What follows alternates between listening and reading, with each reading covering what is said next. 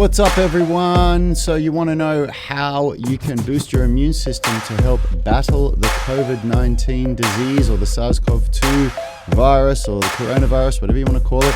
Well, in today's show, we're going to be talking about the research that has gone into showing that there are a couple of vitamins that you can take. There's a couple of things that you can do that are going to improve your chance of fighting off the coronavirus or the COVID-19. So let's take a deep dive into that. And this is a really important show to watch because we all want to be healthy. We all want to beat this thing. It is a pandemic that's going on around the world, and we need to do the best that we can for ourselves to make sure that if we get it, and it looks like we are going to get it because it looks like they're going for this herd immunity thing eventually, we need to be able to fight it off. So stick around and get ready for some knowledge bombs. Hey everyone, in case we haven't met, my name's Rad Burmeister. I'm one of the co-founders of Unity Gym. That's my brother Yanni Burmeister. We are the co-founders of Unity Gym and the UMS, the Unify Movement System, where we turn driven people into superhumans. And the way we get such astonishing results with our members is that we've created a program that has a balance between strength and flexibility. If you want to know how we do it, download one of the free blueprints, the Strength Blueprint, Flexibility Blueprint, or Nutrition Blueprint. There's a link in the description of this video. And if you're watching on YouTube, jump on over to our private Facebook group called the UMS Movement Mastermind. That's where these shows go live and we answer questions and have a little bit of interaction there. So, Yanni, take it away, man. You've got some stuff to talk about. Yeah, first of all, I want to know who's on the live stream. We've got 8 people watching live at the moment. I know Steve Cavanna's there and he's saying, wow, I never knew that the shoulder scapular exercises could be so hard and tiring. Scapular control and scapular strength, straight arm scapular strength is a beast when you first start to unravel it and work on it. And so, yeah, good on you for giving it a crack. I still find it very difficult, and I know Rad and Richard do too. And it is the gateway to, most of the calisthenics movements. So it's certainly something that you want to prioritize at least once, if not twice a week.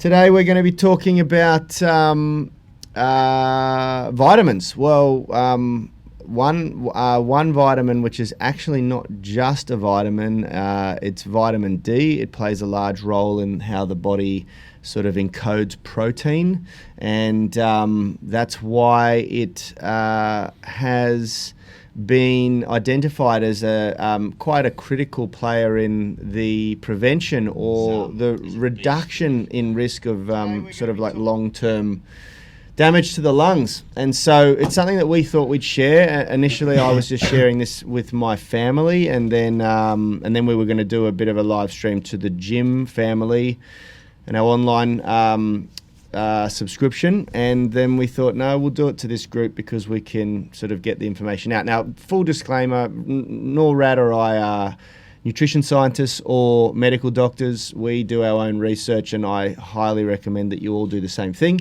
You can get hold of exactly what I'm looking at here.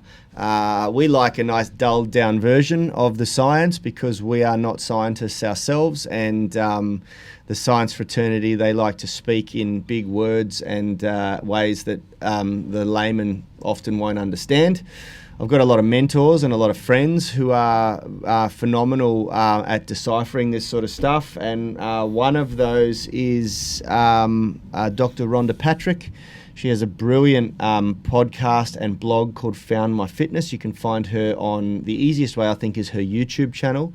And if you do, subscribe to her newsletter.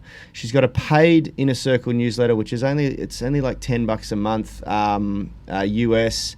And it supports her channel, but she's decided to make the content that she usually charges available to everyone right now because of the importance and the amount, the myriad of bullshit that's circulating about SARS-CoV-2 virus, and she wants to sort of educate people, and her team and her colleagues and her circle of influence are very much up to date with that research. So that's who I've chosen to follow through this, because it's very hard when you're looking at the news and there's conflicting information on social media, and we all know that Facebook is not always the best place to get. It can be good if you choose a few select people to follow, like Rhonda Patrick's on Twitter and social media as well. But you just got to be careful who you follow and where the information comes from, because we often get really caught up in bad information. So what I want to do is just read a couple of the paragraphs here, and then we can discuss it.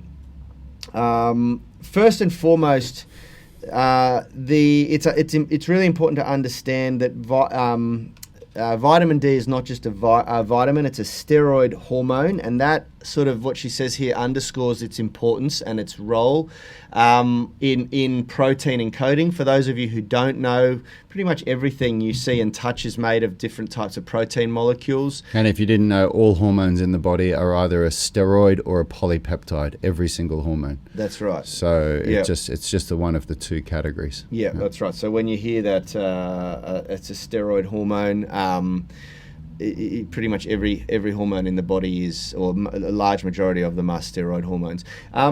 Now, what's really important to understand is that the vitamin D seems to play a large role in what's called the ACE2 angiotensin converting enzyme, and that is the same enzyme that seems to become problematic and deformed when the SARS-CoV-2 virus infects you. Now, remember that we're talking with limited information. We're not talking as medical doctors. I'm just literally regurgitating what I read here. But what I have deciphered from this is that it is very, very important that we have optimal vitamin D levels going into this virus.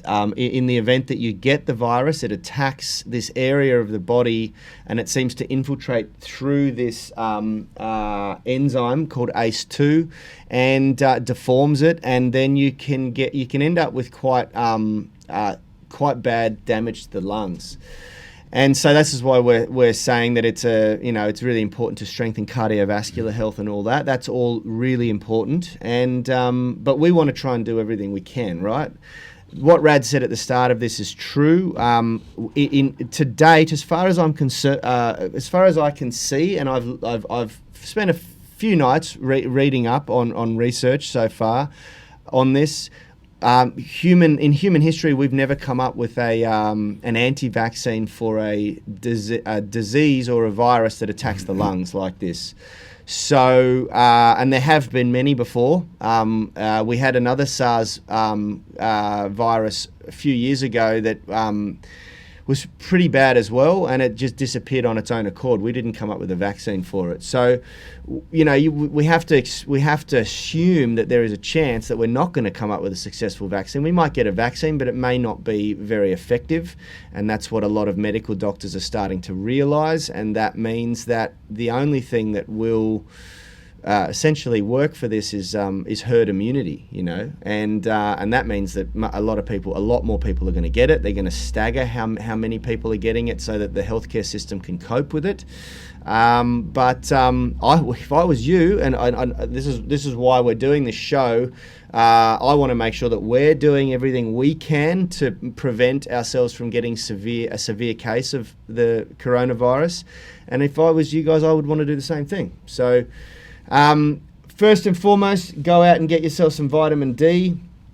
What that's going to do is it's going to help affect the susceptibility of COVID-19 associated lung injury, optimize your levels. Now, there are a couple of key factors that we need to take into consideration when you're getting vitamin D. First and foremost, and I'll let Rad, because I want him to contribute to this as well, and seeing though we can just read it off here, he may as well do it.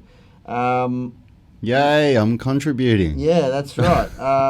Let's just tell people how vitamin D, because we had a really good question come in yesterday when we mentioned this. Was it yesterday or the day before when we mentioned that we're going to talk about this? One of our inner circle or our members of the group asked how we can get vitamin D from food and other sources. So let's just talk about what happens, where vitamin D comes from, because the majority of it comes from exposure to ultraviolet light. So Yeah, my understanding of vitamin D is that your body produces it as a response to that's right. to sunlight Read hitting. this verbatim so that so it's not just me that's talking. And so start at the bottom, the last paragraph, and then over to the next paragraph. It's quite short. Yeah, start there. The first thing to know about vitamin D is that it is not just a vitamin. It's a steroid hormone. Underscoring its importance, it actually regulates more than 5% of the protein encoding genome. Somewhat alarmingly, this is actually another way of saying that possibly as much as 70% of people, which is the percentage of people in the United States that have a vitamin D status that the Endocrine Society refers to as insufficient, may be experiencing at least partial dysregulation in up to 5% of their protein encoding genome. At the very least, it's almost certainly the case among the 30% that fully qualifies as vitamin D deficient are. You can obtain small quantities of vitamin D in food, but your primary source is a stepwise process that starts in your skin following exposure to ultraviolet light and continues in your liver and kidneys where the vitamin's active form is made. So the body makes its own vitamin D. Since ultraviolet light is required for vitamin D synthesis, reduced exposure to the sun or having dark-colored skin impairs vitamin D production. Older adults whose skin isn't as efficient at producing vitamin D and obese people whose excess fat stores sequester the vitamin are also more likely to be deficient. So very quickly, foods. To answer the question about foods that you can get a lot of vitamin D, the majority of vitamin D comes from fatty fish and eggs. Those are the best foods to eat for vitamin D. But you get a very small amount of vitamin D from food. The vast majority of it is produced by this system that starts from exposure to ultraviolet light, and it comes from the skin. Now, the big problem and the big concern is twofold.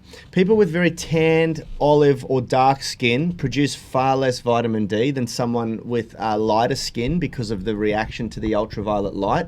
People with dark skin don't react as much to the light, which is great because they don't get sunburnt as much, but they also don't produce as much vitamin D.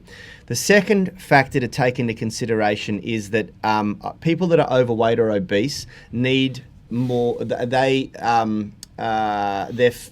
excess fat cells actually absorb the vitamin D, so it doesn't get to where it needs to go.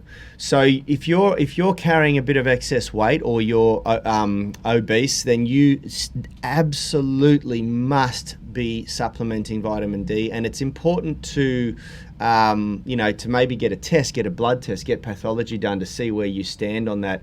But there's pass me back the studies there. If we go down a little bit deeper here, I just quickly will find. Okay, here you go. So the Nutrition Board of the Institute of Medicine conservatively set the tolerable upper intake of vitamin D at a level of around 4,000 IUs per day, including safe, and this is including being safe, considered safe for pregnant and lactating women, which suggests that it is generally thought that at that dose, toxicity is extremely unlikely. The reason why I say that is because vitamin D is one of the vitamins that accumulates in the body, and it can become toxic if you have too much of it, just like zinc and a few others. But that shouldn't turn you off. If you can take up to 4,000 IUs per day, so just check whatever supplement you do grab and take the dose accordingly. This is good to know because while that dose is on the upper end by the standard of tolerable upper intake, it has been demonstrated across multiple studies to improve vitamin D blood status in otherwise deficient individuals. So what she's sort of concluding here is we believe now more than ever that it is crucially important for everyone to have access to accurate information, to be getting enough vitamin D. And, you want to get that through as much as you can through natural exposure to sun and healthy foods. But for those of you who are just coming out of winter, so that's everyone in America and England, you're going to certainly be vitamin D deficient. I can confidently, unless you've been supplementing it, you'll be vitamin D deficient. Unless you live in Florida or down in the southern states of America. Where it's constantly summer. Yeah. But even still, bar going and getting a test done, like given the research that's coming out, I'd be looking at supplementing it. I certainly am. I'm not going to go get a blood test before I go and start supplementing vitamin D, based on what I've read. And I would be getting onto this as soon as possible. You know, if you're a vegetarian as well and you don't eat fish, you're not a pescatarian or whatever they're called. Is that what it's called? I think it's called. Then you're obviously not getting. If you're a vegan and you're not eating eggs, then you're certainly going to need to consider supplementing vitamin D. You don't get a lot of it from fruits and vegetables. It's minuscule what you can get. Steve Kavanagh is saying, my understanding is that since the Slip Slop Slap campaign, good in itself, there has been a big increase in vitamin D deficiency in Australia, a bit of a catch-22 for us. Yeah, that makes sense to me. She actually addresses that in the research here as well. Yeah, that makes sense, Steve. And when you actually start to understand the ultraviolet light and the way it affects our body, it's not the UVA rays that we need to worry about. It's the UVB rays that we need to worry about. And they actually are affected by refraction, which means it's in the refraction. The best way you can understand refraction is when you look into clear water, and what you actually see is not exactly where it is, because the light refracts when it hits the water, and it makes it look like something's in a different spot. So we've all experienced where you look like you go to grab something, and then you realize, oh, it's actually over there. So the Earth's atmosphere refracts the UVB light, which means that earlier in the morning and later in the evening, there's very little of the UVBs that get through. So I think this has changed over the years. In Australia, they used to say before 10 and after 2 you were fine. They've moved that back now. I'm pretty sure they now say before 9 and after 4. But the percentage of UV, and don't quote me on this, I'm getting all of this as secondhand info from a friend of mine that's really done his research, Aaron McKenzie.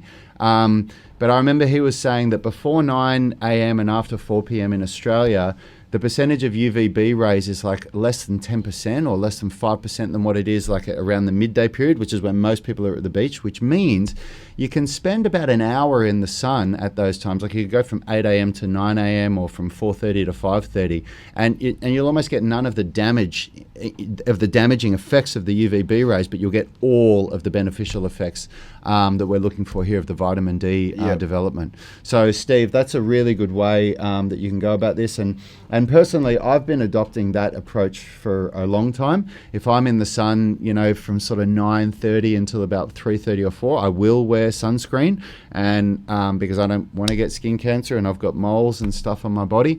And but I try to go to the beach at least once a week or so, or get out in the sun in that period of time where the refraction is not going to damage my skin, and I won't wear sunscreen. Yeah, that's these are all really valid points, and we need to make sure that we're getting out and getting some sun exposure. I would be recommending that everybody supplement vitamin D. The only other supplements that I would bother with for this specific topic, for health, for immunity, zinc is one of the only supplements known to boost your tolerance to like immune tolerance and things like that. So we supplement zinc. I supplement zinc for other reasons too. It also helps to boost the male hormones. It works for libido. It works for all sorts of different things. And also vitamin C. And there's a little bit, I pulled out a little bit of research on vitamin C here. Can I just say real quick, just before we get off vitamin D, Mike Skolnick is saying fortified plant milks are a great way to get vitamin D for vegos. Mike is a vegan, so I haven't looked into that, Mike, but thanks for dropping that in, bro. Hopefully some of the vegans watching can maybe benefit from that. Awesome. Yeah, absolutely. Yeah, they talk about... there's even orange juice and a few things are getting fortified with vitamin B. I just ran a scholarly Google search here, and It comes up with there is fortified foods. Mushrooms seem to be the only decent vegetable that are giving a reasonable level. Cheeses have vitamin D. Beef liver, that doesn't help the vegans. But yeah, it's mostly like there's dairy products, orange juice, soy milk, and some cereals. But I wouldn't recommend eating cereals because they're too highly processed anyway.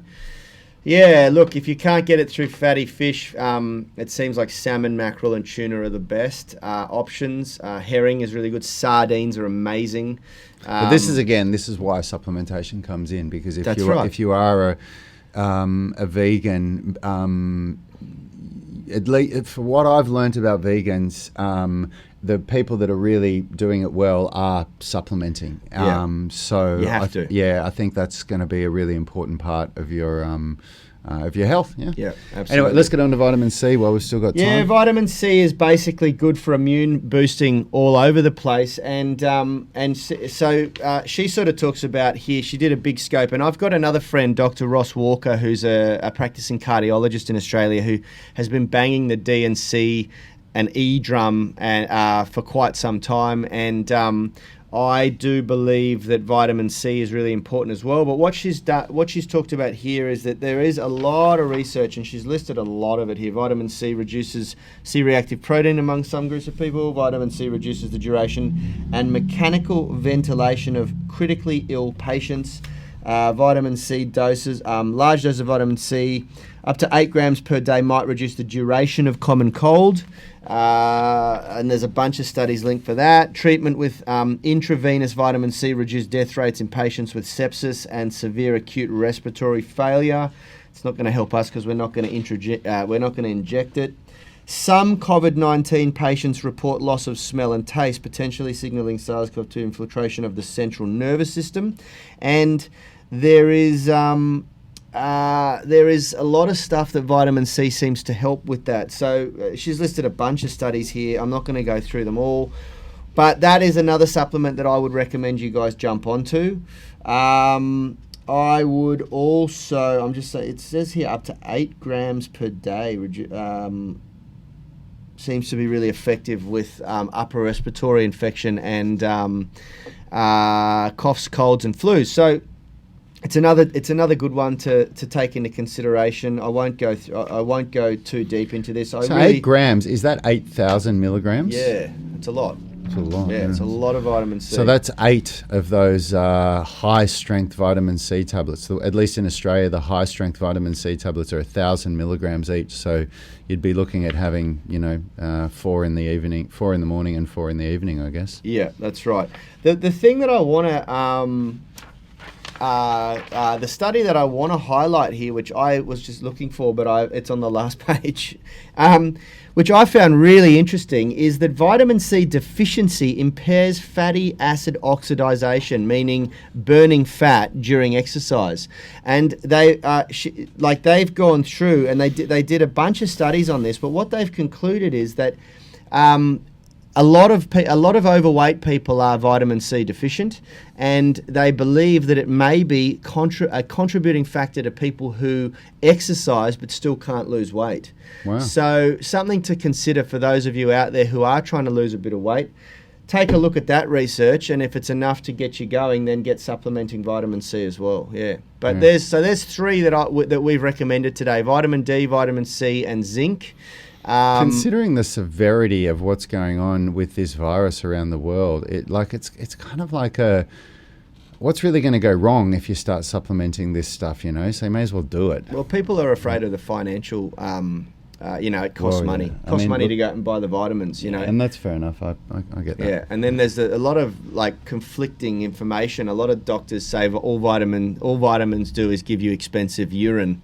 And blood, but I just don't know whether that's right. Look, this is the thing. That's something I'm willing to gamble. This is the thing. You've got to choose carefully who you listen to, because there's people out there. Now, I have a criterion of even if they're medical doctors, I have a criterion of whether I will listen to them.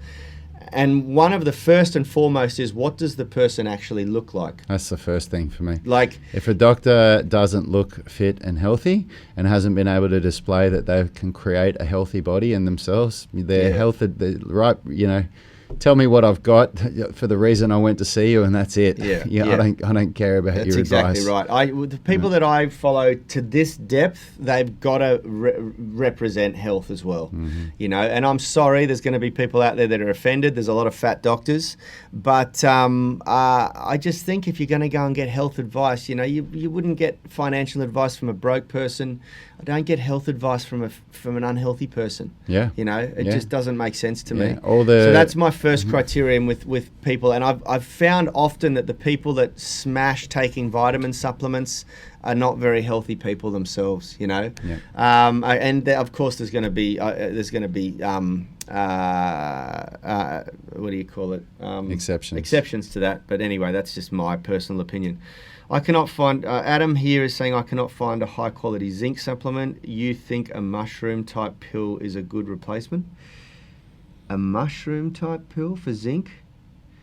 I don't know. We'd have to say no. We don't really know. Why can't you find a good quality supplement? zinc? There's an abundance of them on the market. I don't know where what your criterion is for selecting that, Adam. I'm not sure. Give us some more information.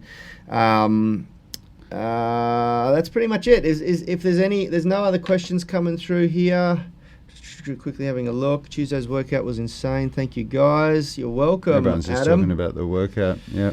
Lee Clements, good to see that you enjoyed the shoulder conditioning for that workout. It's going to be a really good program this next phase. For those of you that are joining in with us, you're seeing how periodization works, and it really works. I've come back stronger from this deload week. I did a good workout yesterday and on Monday, and I could really feel that my strength has improved from this mesocycle. So looking forward to the next gains. I'll jump over and grab a link for the Found My Fitness podcast on YouTube, and that's a great way to sort of get to know Dr. Rhonda Patrick. She interviews people every week, amazing people in the medical, in the health and space in general. And if you go into the channel description about section of her channel, there's a link there to be able to subscribe to her newsletter. And I strongly recommend you guys align yourselves with people who are in the know on these topics. Don't get your news and information from Facebook because there's a lot of shit out there that's going around that's just completely wrong. And make sure that you follow credible people, align yourself with credible people. Yep. And Dr. Rhonda Patrick is certainly one of those. Yep. Adam's saying it's sold out in Whole Foods, and that's where I buy my supplements. Some people tell me mushrooms are very good for your immune. I've never heard that, bro, but I mean... mushrooms have high vitamin B in them. That's why they're considered good for your immune system. But vitamin B, here's the thing, guys. Vitamin B is produced in the body based on certain criteria, and to my knowledge, you cannot absorb it efficiently through your digestive tract. Yeah, that's right. That's why... And that's come from a very, very reputable source. Yeah. You need to take, if you're deficient in vitamin B, if your body is... That's vitamin B12, not all vitamin Bs, but vitamin B12 isn't absorbed efficiently enough through the digestive system, that you actually have to have it as an intramuscular injection. And we've got that on a very good authority, one of the leading cardiologists in the world. Which is why whenever we're deficient in whenever we feel run down, and we have a really long days and we're feeling stressed, that's a sign that you're deficient. Those are all the reasons why you could be deficient in vitamin B12. So without getting tested, we just have a series of vitamin B12 shots over 3 weeks. Yeah. So Adam, all I can say is we're in Australia. Sorry. I just want to say something because I think there is a big misunderstanding of the way vitamins are produced in the body, and it's really important that you understand this. Your body is it's like a pharmacy. It produces everything it needs, okay? And given the right sustenance, the right amount of sleep is an essential component of this. So if you guys, people say, I don't want to take nutrition supplements because of A, B, C, and D. Let's take a look at this. If you're overweight, you're not producing vitamins efficiently. And I'm talking like an unhealthy body composition, anything above 22 or 24% body fat, and you're not producing vitamins as efficiently as Rad or myself. For a man, or right? Richard. So No, I'd say over 20% for a man is certainly considered overweight. Oh, absolutely. And over 22 to 24% for a woman. And your body's ability to produce these minerals is severely hampered because a lot of it gets soaked up into your excess fat cells as it gets produced, so it doesn't get to where it needs to go. Okay, it literally leaches into that into those fat cells. Second is if you've got an unhealthy or any type of compromised gut, digestive tract, you're no longer able to extract what you need out of the foods that you're putting in there, and you're no longer able to produce efficiently. Okay? Which almost everyone has. Exactly. Unless you've actively spent about 6 months trying to repair your gut, and you live in the Western world, then and you've never excessively consumed alcohol, any drugs, you've never had a course of antibiotics, recreational drugs or antibiotics. You've dropped a nuclear bomb into your digestive tract, you know, and so you rule out half the world's population there, basically, you know. And then on top of all of that, if you're not out getting lots of healthy, if you spend more than like I'd say 20% of your day indoors, you're not getting enough healthy sunlight, so that you're now not producing and synthesizing proteins and getting your nutrients enough, you know. And so all these factors start to come into it. And people that are against taking supplements, you know, you need to be like living in a utopian lifestyle world to be doing everything efficiently and effectively in today's modern society, because we're not working out in the fields anymore. We're not getting much exercise. Exercise plays a key role in all of this as well.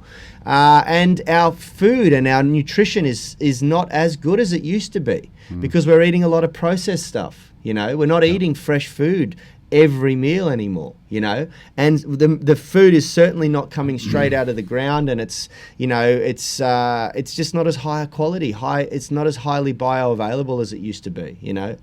And then on top of all of that, we are all, and this is the one that I've never met anyone who can say that they're not, unless you're living on a remote, isolated island somewhere, you're not getting high quality sleep anymore. I'm sorry. If you're exposing yourself to blue lights during the day, especially after the sun goes down at night, if you're eating after the sun goes down at night, which 90% of the world's population do, then you're not getting high quality sleep. And that's where your factory, where your supplement factory goes to work producing all these minerals, enzymes, proteins, vitamins at night.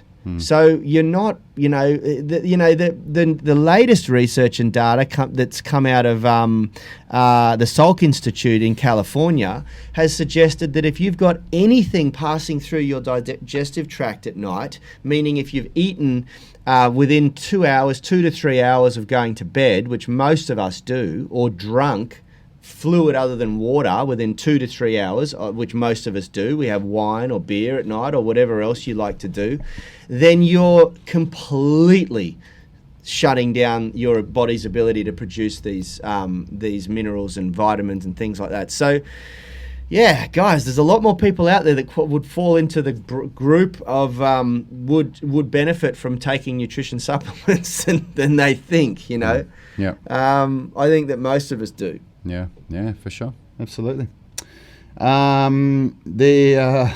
Well, Lee's saying, I wish my hubby could hear your knowledge about supplements and diet, etc. He can. You can replay this to him, but the problem is you can only lead a horse to water. The horse has to drink it, so that's the problem. Yeah. And Adam's saying finding high-quality supplements in America is hard too. Yeah, look, I can't... It's very true. It's very true. In America, your supplement industry is governed by the food industry, which means that they don't have to have in the pill what it actually says the pill has in it. In Australia, we're very fortunate that our supplement industry... There's not as a strict and stringent testing criteria. Yeah. Things don't have to be tested so heavily and meet such a high stringent standard. Yeah. It's not about I don't think it's much about labeling. It's more about the testing and all of that. In Australia, everything comes from We've been told this by very good authority by a friend of Yanni's who's one of the leading cardiologists in Australia, Dr. Ross Walker, and this is where we got this from. We didn't get this from the media. We didn't get it from somebody told us. We got it straight from the horse's mouth. He said that all Australian supplements are made in the same 3 factories, and then they just go off to the brands. The brands will buy their vitamin C from wherever, and then they put them in the tablets. So the only thing you really look for in Australia is the quantity of the active ingredient versus what you spend on it. Well, the other thing is that it's all governed by the pharmaceutical industry in Australia, so that it has to meet pharmaceutical grade stringent standards. So anything that says pharmaceutical grade supplements and it's Australian, it's all pharmaceutical grade. It doesn't need to say that on it. Yeah, everything is. I use Swiss vitamins because I really I like the company. Ross was involved in their sort of bullshit testing, their research standards testing for a while, and they're one of the cheapest on the market. You know, Sharon, I'm going to have to disagree with Yanni on this one. Sharon's saying 22% body fat isn't that much for a woman, or is it? I don't want to get into a debate about this because we are not fat loss experts, but my memory of when we were doing all of our DEXA scans, I remember them telling us that 10% more for a woman would be like what it is for a man. So a man being 10% would be like a woman being 20%. Do you not remember hearing that? Yeah. Which would mean that 22% for a woman isn't that high. No, it's okay. Yeah. Yeah, I would say more for a woman. Like, so for a healthy range for a man, it depends on the age, and it increases as you get older. But somebody about our age, about 40, healthy range is about 8% to 18%. But bear in mind that, you know, you might be 18%, you might be in that healthy range, but what we consider healthy, that is right up on the upper end. I would consider healthy for a man my age to be between 8% and 13%, 14%. Above 14%, you are starting to get a little bit overweight compared to what a fit person is like. So for a woman, we should clarify here, for a woman, the healthy range would be, getting to that higher end, what Yanni's saying, putting you in that overweight category is probably more like about 30%. Yeah. 30% body fat for a woman. Look, we're pretty brutal with our body composition standards, because the reality is that the standards have been dulled down dramatically to a declining health society. Yeah. And it's really sad. All of the markers of health are being, like, the markers are just getting lower and lower and lower, because it costs governments more and more and more to keep people in those healthy ranges the further we go down this pathway. I don't think that that's the right option. I don't think lowering the standards, continually lowering the standards, is the right option. And we're now experiencing that. You know, we're so fragile, and this virus that's spreading and having to shut down the global economy is a direct indication of our bloody fragility. You know, if we were all really conscious of our health, and we were all in the healthy, well and truly in the healthy ranges, not just making a benchmark of shitty standard, then we wouldn't be so susceptible to all dying at the moment, you know. That's right. I feel really strongly about that. So sorry if I offend anyone. Well, thanks for tuning in, everyone. We have to go now. We are over time, but we will see you again tomorrow at 7 a.m. for the horizontal push workout. We're doing some really cool new movements, horizontal push and pull, actually. We've got pull patterns this month as well. And, we'll see you tomorrow. Have a great day. See you guys.